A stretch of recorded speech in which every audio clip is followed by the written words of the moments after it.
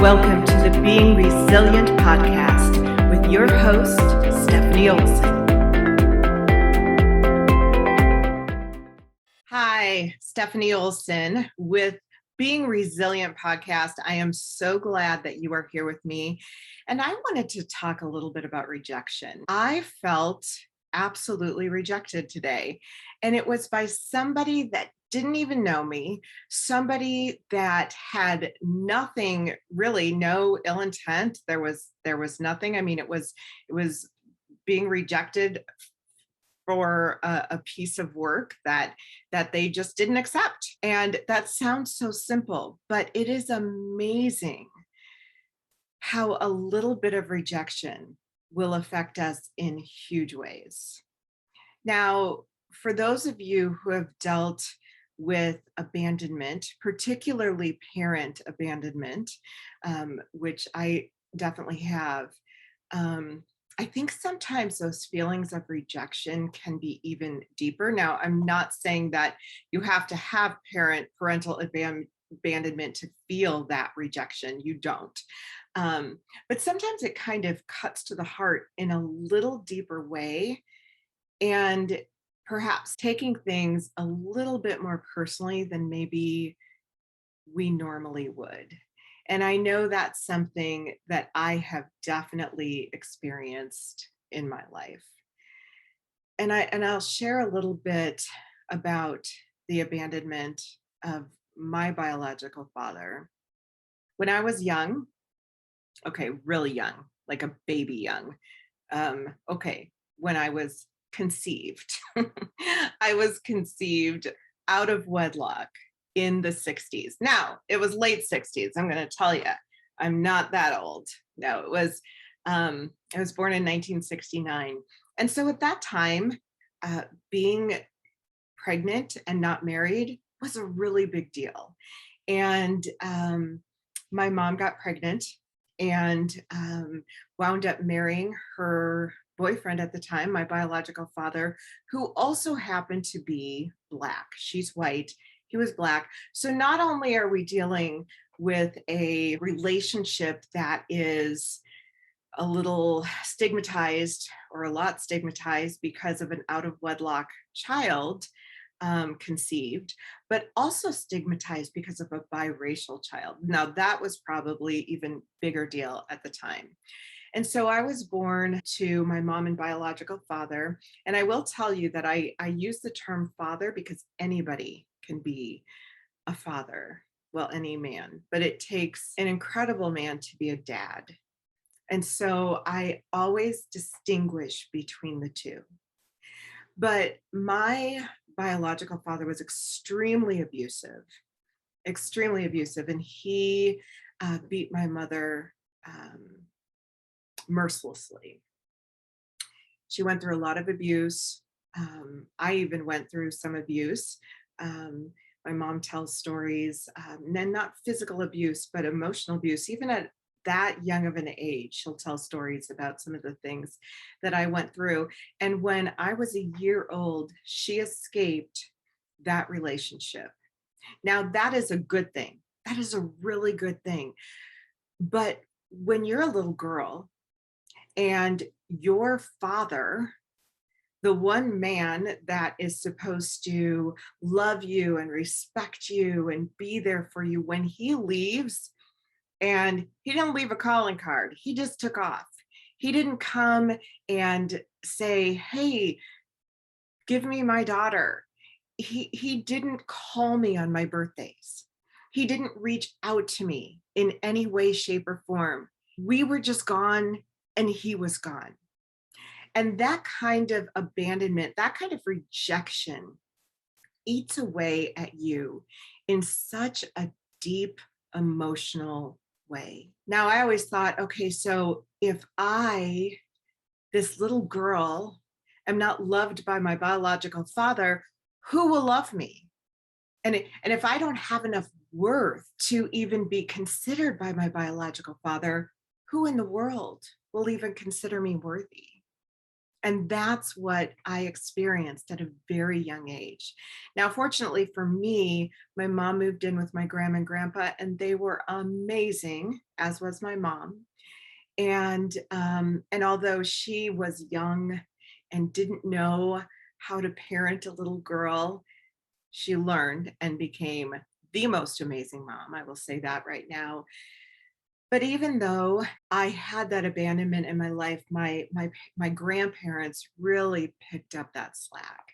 And my grandpa showed me what it was like to have a man in my life that loved me and that cared about me. But it's important to remember that even though that happened, even though I had a good upbringing in that context, that abandonment does not go away. That rejection does not go away. And so, if you have experienced any sort of deep rejection, whether it be from a parent, whether it be from somebody that you love, whether it be a betrayal, that rejection leaves scars that you cannot see. And sometimes those scars are so deep that we don't even recognize that it's going on. And so, how do you work through that? Now, one of the things, and if you have faith, one of the ways that I worked through it was my faith in God, that I knew that even though I was not my biological father's little girl, I was always my heavenly father's little girl. And that was a huge, huge um, piece of healing for me. But it's also looking at what that rejection really is. And not only not focusing necessarily on the rejection, but focusing on who has embraced you. So I was embraced by my grandpa. I was also embraced by the man that my mom married, who I call my dad, because he was an amazing man and he raised me as his own, adopted me when I was 6. And although there was some, human elements to that relationship that were not necessarily pleasant, and we had to grow into an amazing relationship because he was human. He married my mom when he was in his early 30s, and all of a sudden, instant family. Not only an instant family, but an instant family with with a biracial child. So definitely issues that he had to overcome, my parents had to overcome, and he was brilliant at it. I'm just going to tell this quick story. He was offered a position in an area that had a lot of racism in it, and it would have bettered his career. It would have been an amazing opportunity for him. But because he loved me and because he loved my mom, he declined that offer. Now, I could focus, which I did for many, many years, on the rejection of my biological father, or I can focus on the acceptance of my dad. And that's what I chose to do. Now, I am not telling you that was easy. It was not. It's still ongoing. And just like I told you, today had a rejection in my life, not even a personal one, just a rejection. And it triggered me right back to that moment, not even consciously, but where I was abandoned and rejected for the first time. So, what I would offer you, if you have ever felt that deep rejection, and my guess is we all have, and my guess is we have all experienced it in different ways. Some of us in really, really deep, wounded ways. And some of us just, hey, we were rejected. It didn't feel good because rejection doesn't feel good. But I would challenge you here, focus not on the rejection, but at who is embracing you into their lives. I heard somebody say every day make a gratitude list. And this sounds so cliche, but what if you're just grateful that there's milk in the fridge? Now, maybe there's not milk in the fridge for you. So, what if you're just grateful that you have a roof over your head? If you don't have a roof over your head, what if you're grateful that you have a shelter to go to? It sounds so easy. It's not, it's hard. But if we could look at the little things in our life that we are grateful for, if we could look at those things that, yeah, that's a rejection, that hurt, but look who embraced me today. Look who brought me into their life. Look who made me feel important. Those are the things. If we can focus on those things, that will change our entire life.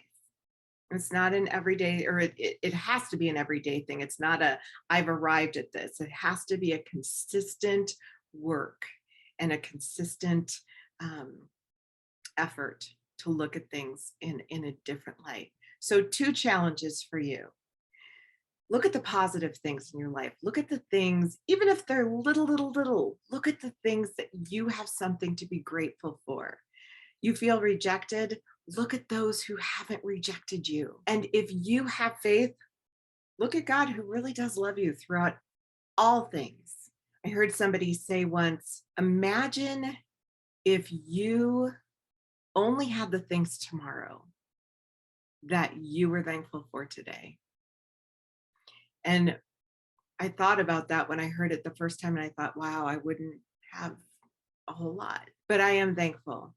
I'm thankful for the little things in my life, and I'm thankful for the big, huge things in my life. And I'm thankful for you. And I want to hear more of your journey. If you would be interested in talking to me about your journey, please let me know.